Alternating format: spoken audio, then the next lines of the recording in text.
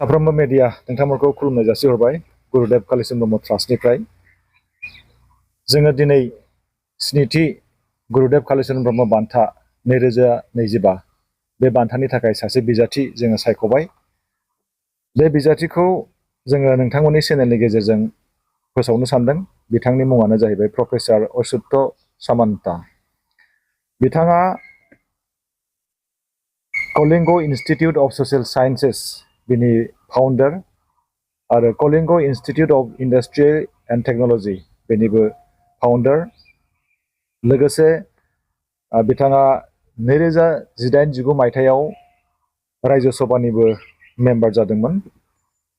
बेजों लोगोसे बिथाङा यूनिवर्सिटी ग्रांट कमिशन बेनि मेम्बार जादोंमोन आरो academic council of central university of Assam and Odisha बेनिबो बिथाङा मेम्बार जादोंमोन। प्रिंसिपल एडवाइजर टू द डिपार्टमेंट ऑफ एजुकेशन गव ऑफ मणिपुर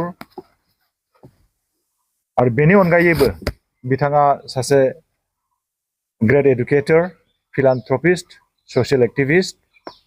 दा बिथांनि मुंखौ जोङो दिनै गुरुदेव कालिचरण ब्रह्म ट्रास्टआ स्निथि गुरुदेव कालिचरण ब्रह्म बान्था 2025 बे बान्थानि थाखाय फोसावनो मोननानै जों गोजोननाय मोनदों। बिथां प्रफेसर अच्युत सामन्तानो जोङो साबायखर बावदों, कंग्रेचुलेसन जों बावदों। आरो जोङो बुंनांगोन मोनसे बान्थाखौ सायख'नायाव जोंहा माखासे प्रसिडिउर दङ। गिबियावनो जोङो पेनेल बोर्ड मेम्बार सायख'यो।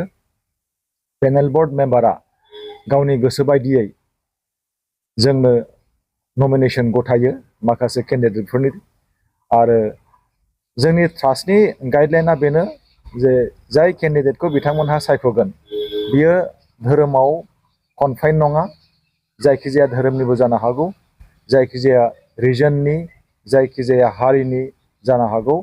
जाय बिथाङा समाजाव माबा मोनसे मोजां कन्ट्रिबिउशन होदों बिथांनि मुंखौनो पेनेल बोर्डआ नमिनेशन होनो हायो। आरो पेनेल बोर्डआ नमिनेशन होनायखौ जोङो जुरि बोर्डनो गथायो।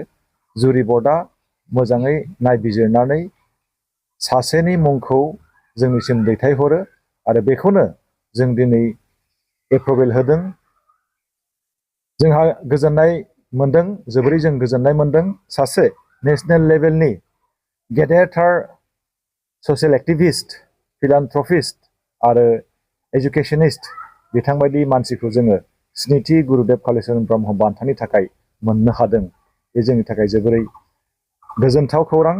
प्रफेसर अच्युत सामन्ताया दिनैसिम 100थानि बाराबो मटिभेशनेल स्पिचबो होबाय आरो बिथाङा जाय खामानिखौ मावगासिनो दङ, वन अफ द लार्जेस्ट रेसिडेंशियल यूनिवर्सिटी ट्राइबेलफोरनि थाखाय, ट्राइबेलफोरनि लार्जेस्ट रेसिडेंशियल यूनिवर्सिटी जेरावनाखि ट्राइबेलफ्रा थाखा फैसा होनाङालासिनो फ्री अफ कस्ट जानाय थानाय गेलेनाय गासैखौबो मोननो हायो। बे जोंनि थाखाय आरोबाव देरसिनथार मोनसे गेदेरथार खौरां जे बिथां सामन्ताया ट्राइबेल माहारिनि थाखाय दि एसेबां गेदेरथार खामानि मावदों बेखौ जों दिनै बाख्नायनांगोन। आरो बिथांखौ गुरुदेव कालिचरण ब्रह्म बान्थाजों मान होनो जोङो दिनै खाबु मोनदों आरो जोङो मिजिंथिदों जोंनि बे बान्थाखौ प्रफेसर अच्युत सामन्ताया गोसो गोरबोजों आजावगोन होननानै जों मिजिंथिदों। बे बान्थाखौ जोङो 18 एप्रिल गुरुदेव कालिचरण ब्रह्मनि जोनोम सान बरमा कलेजाव जोङो गथायगोन। बे बान्थायाव जोङो केस रां होगोन 1 लाख।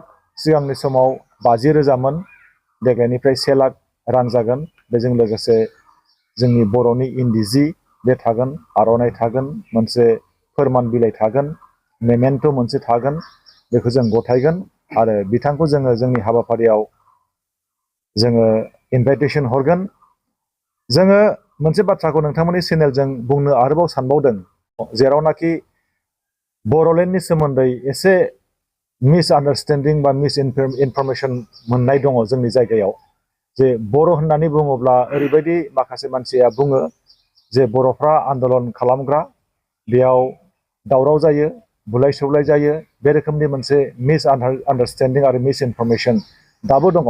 आरो जोङो मिजिंथिदों गुरुदेव कालीचरण ब्रह्म बान्थानि गेजेरजों बै मिसआन्डारस्टेन्डिंआ गैया जागोन आरो जोङो फोरमान होनो जों नाजादों जे बर' हारियाबो गोजोन लुबैग्रा गोदोनिफ्रायनो गोजोन लुबैग्रा बेखौ जोङो फोरमान होनो सानदों आरो बे बान्थानि गेजेरजों बिथाङा थारैनो गाव हमदांनो हागोन मिथिनो मोनगोन बड'लेण्डआवबो गोजोन दङ बड'लेण्डनि रायजोफ्राबो जौगानायखौ लुबैयो गेदेरफोरखौ मान होयो उन्दैफोरखौ अनो गावजों गाव गोरोबलायनानै थायो बेखौ बिथांमोना हमदांनो हागोन दा बेखौनो आङो बुंबाय जे गुरुदेव कालीचरण ब्रह्म ट्रास्टनिफ्राय पेनेल बर्डनि मेम्बार साफ्रोमनिसिमबो साबायखर बावदों लोगोसे जुरि बर्डनि साफ्रोमबो बिथांमोननिसिम साबायखर बावदों आरो साफ्रोमबो रायजो राजाफोरनिफ्राय जोङो जाय अननायखौ मोनदों बे अननायखौ लानानै जोङो गोजौआव जोङो थांबाय थागोन